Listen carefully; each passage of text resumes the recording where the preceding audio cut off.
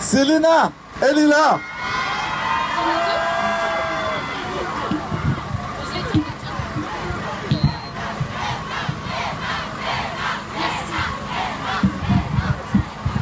Alors, si je suis ici aujourd'hui, c'est pour représenter les jeunes communistes. Si nous sommes là aujourd'hui, c'est tout d'abord pour nous battre contre la loi travail. Une loi de régression sociale, une loi qui pose plus de problèmes que de solutions. Une loi de précarité, une loi de recul, une loi de mensonges et surtout une loi de division. Le gouvernement et le MEDEF tentent depuis plusieurs semaines de décrédibiliser cette mobilisation en dénonçant son manque de légitimité.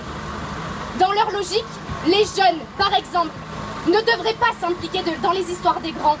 Ils font peur, ils inquiètent par leur impulsivité, leur énergie, leur force de vie. Mais qui va le plus pâtir de cette réforme? Un actif de 55 ans ou un lycéen de 17?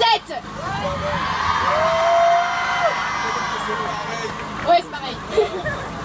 Encore une fois, le gouvernement tente de donner un sens à l'expression « diviser pour mieux régner ». Valls sait que sa loi n'est pas légitime. Il sait qu'elle peut conduire au soulèvement des foules. Il sait ce que peuvent représenter des Français unifiés pour la cause sociale. Il le sait et il en a peur.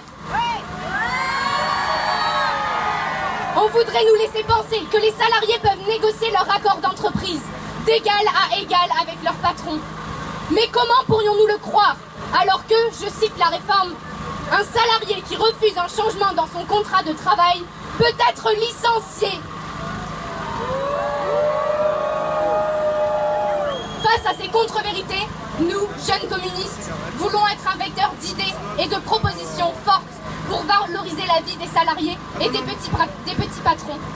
Ensemble, faisons preuve de logique en nous unissant dans le combat contre cette loi et contre ce gouvernement qui n'a de socialiste que le nom. Ensemble, faisons passer l'humain d'abord.